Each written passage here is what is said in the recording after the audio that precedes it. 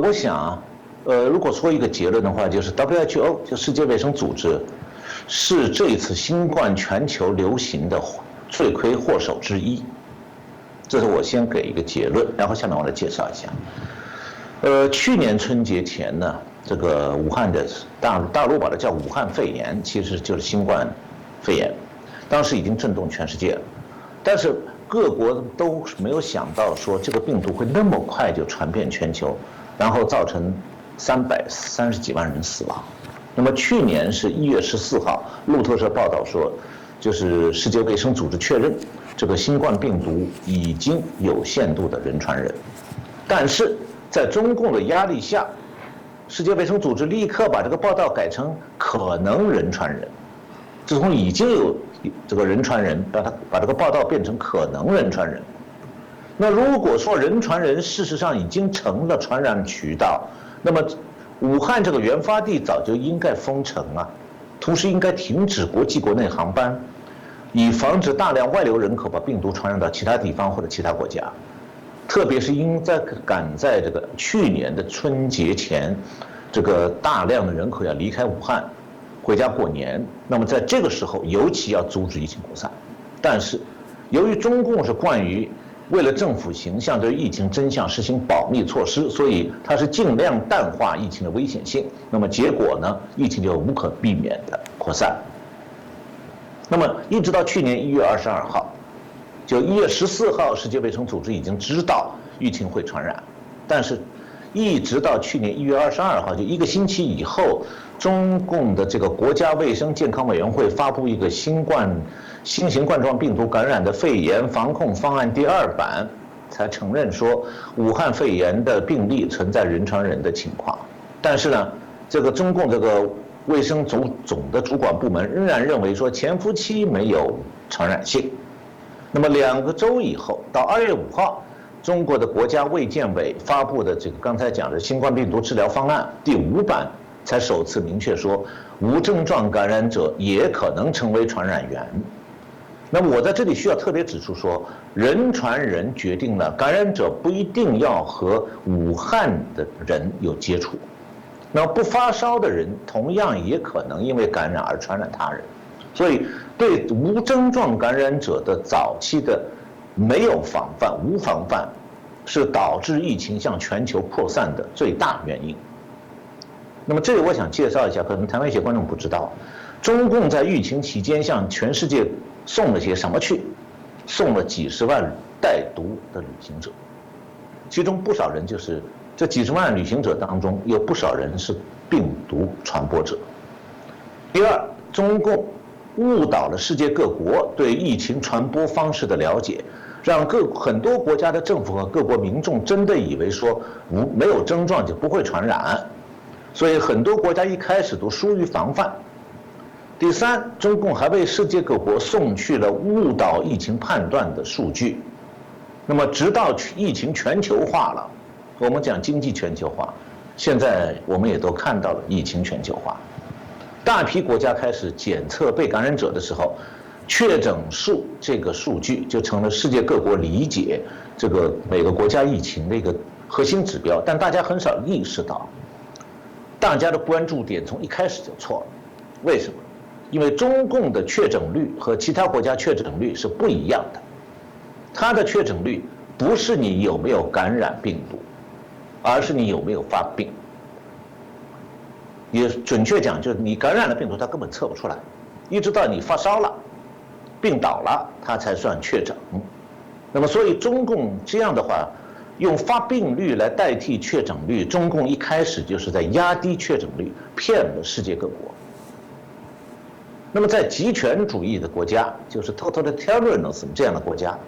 地方政府它是没有权利擅自发布涉及全国的重大疫情的确诊标准，还有传播方式这方面的说明。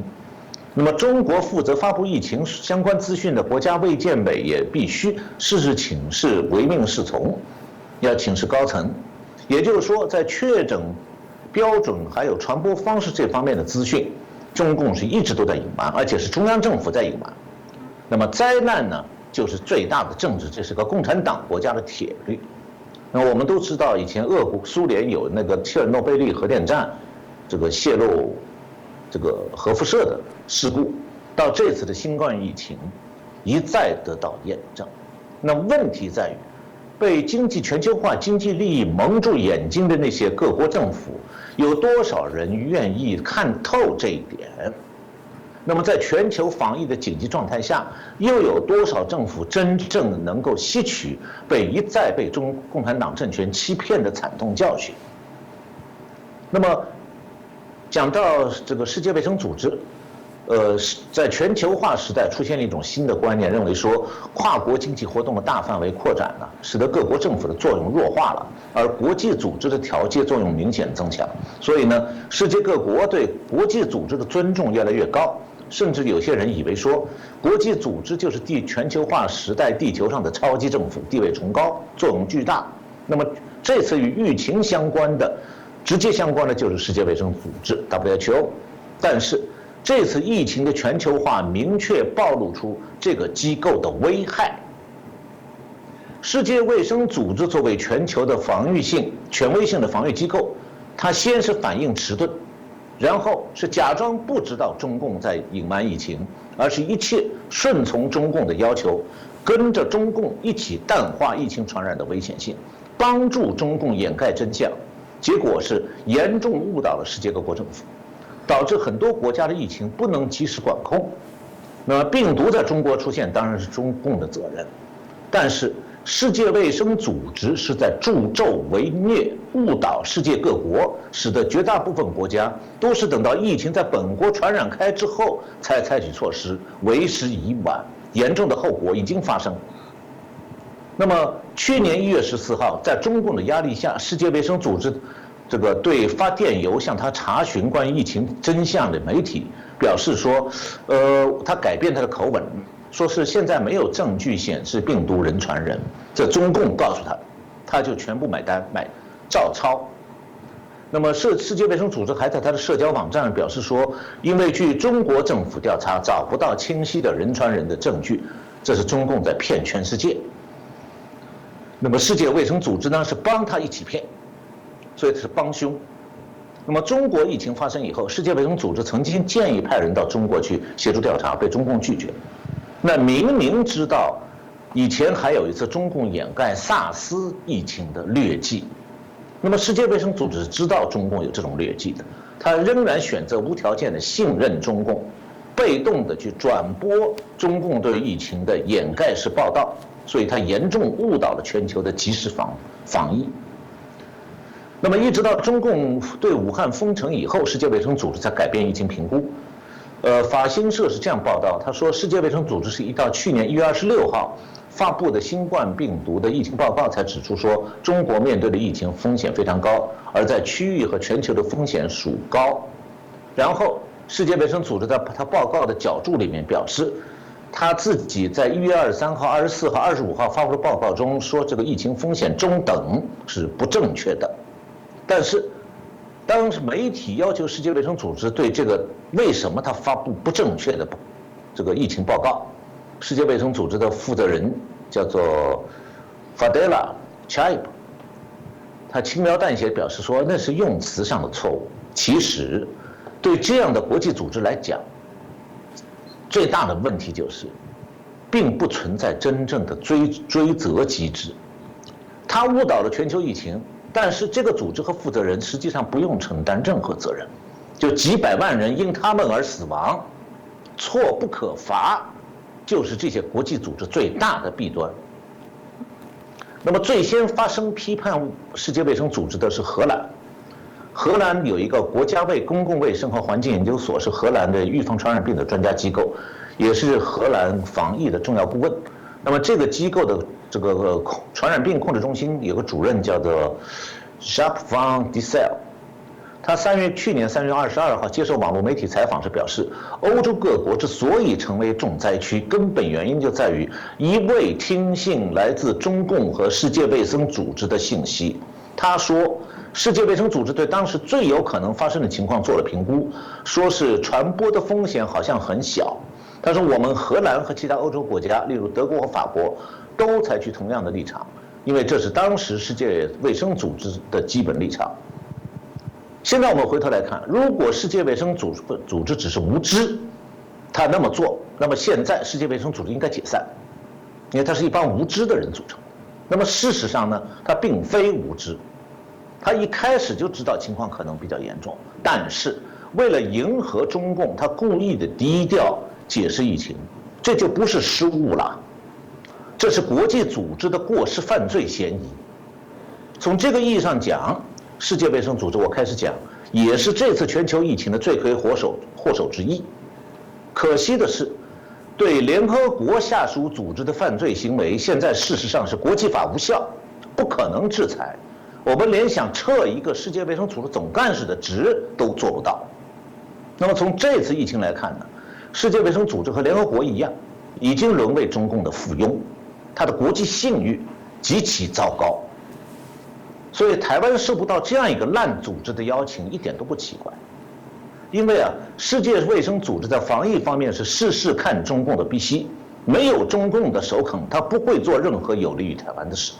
甚至没有中共的同意，他也不做任何让世界各国受益而令中共受损的事情。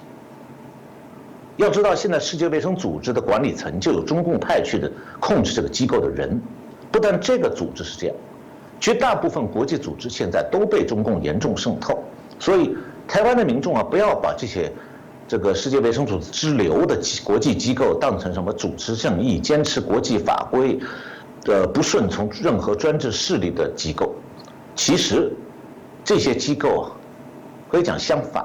他们早就变红了，不同程度上在为中共帮忙。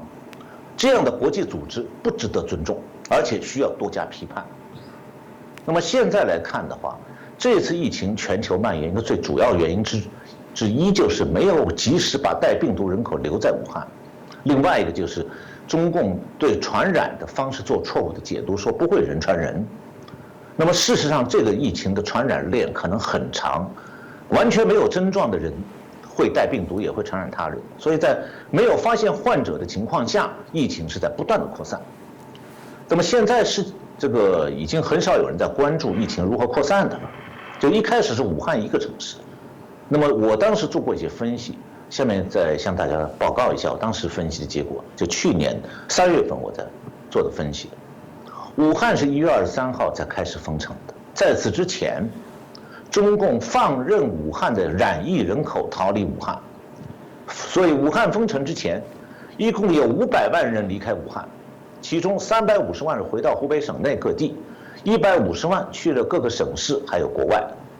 这股人潮就是传播疫情的疫情输送管道。那么当时有大量从武汉出国的旅客，把疫情扩散到世界各国，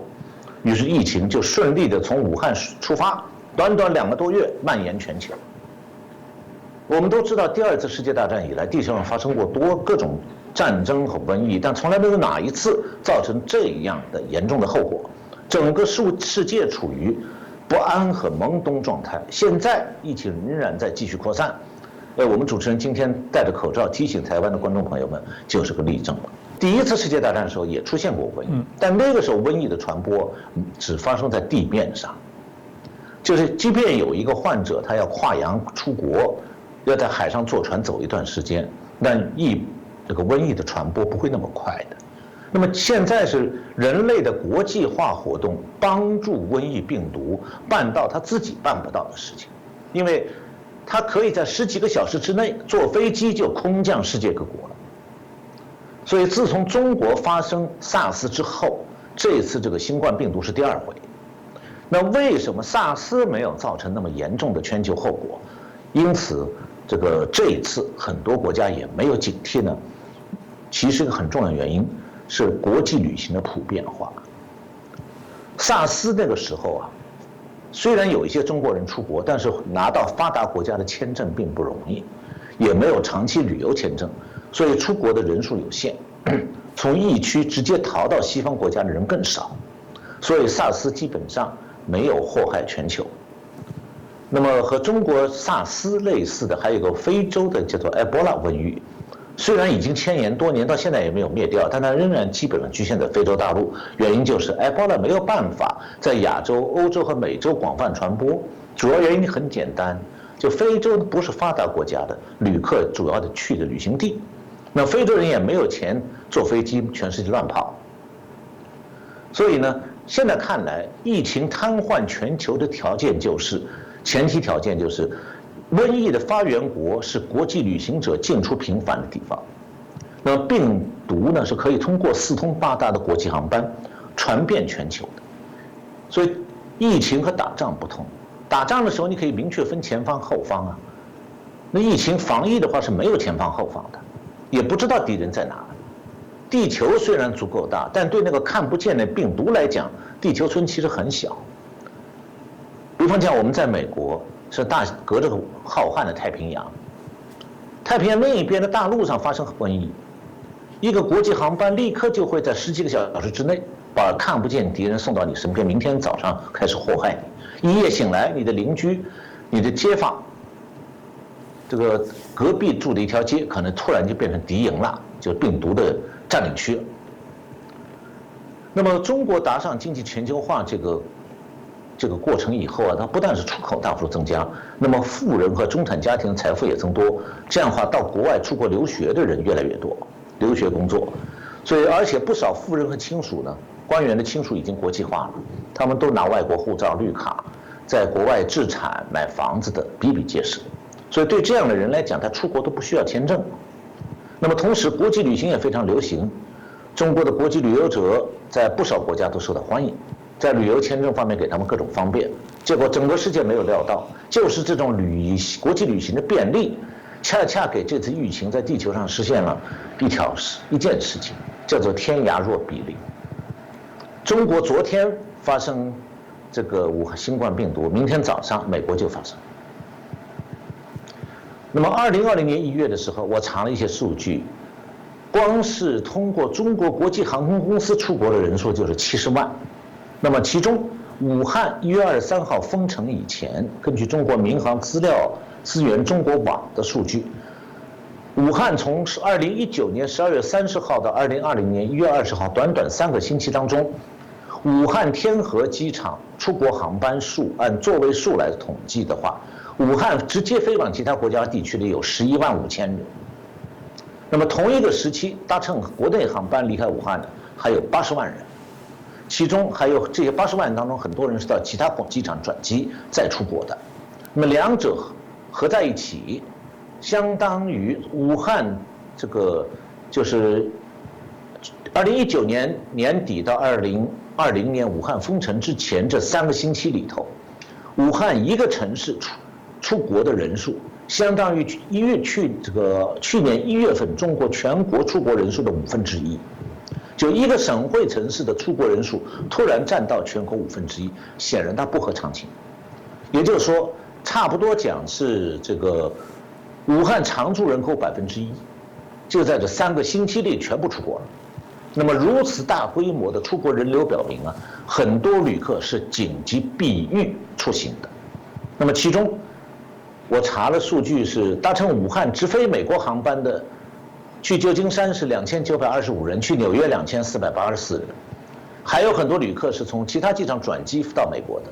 这10几万从疫区直接飞往各国的旅行者，大大加快了疫情的全球扩散。结果就是说，看不见的敌人跟着他们快速进入几大洲，就出现了一种2战以来从来没有见过的情况，就是一个城市不健康，全球都恐慌。那么，然后现在这个我们知道说，随着国外疫情的传播，中国又开始担心说，从世界各国回中国的几十万中国人，又成为中国疫情的隐患，就外国的疫情一倒过头来，又成为中共的担忧。目前现在疫情在各国是此起彼伏，全球经济不断的局部的停摆。目前的这种全球性不安呢，主要是经济健康担忧造成经济受冲击。我看到消息说，郭台铭刚刚从这个鸿海公司刚刚从中国撤出部分资金，投资到印度，在印度刚刚展开投资，印度疫情最近又爆发了，这样逼着他又要考虑说，我是不是还要回大陆再去那边投资啊？所以像大陆现在也是不断的正在发生新的疫情，不光是台湾如此，大陆也发生很多。那么中共照例的隐瞒疫情，所以我们不知道像现在大连这个沈阳、大连、营口，还有其他很多地方都有疫情，但是都被瞒住了。中共的社交媒体上能有一点小消息，但是大媒体是不会报道的。那么，所以现在因为大陆本身也不断的发生疫情，所以郭台铭公司像的正常经营啊，也是这样，就在到哪个国家也都保不住，会拉闸。所以这一次疫情是比较完整的显示出来经济全球化的负面影响。这个负面影响说明啊，经济全球化不是一个完美无缺的跨国经济运行系统，还有一系列弊端的。第一个弊端就是，由于担心冲击经济，很多国家包括中国不肯断然封关，导致以病情恶化。那等到疫情恶化以后再封关已经晚了。第二就是旅行自由化是经济全球化的副产品，但同时它也是疫情全球化的原因。那么第三个就是经济全球化的重点国家，经济要是停顿，那很多国家都会受到冲击。现在我们都已经看到了结果了。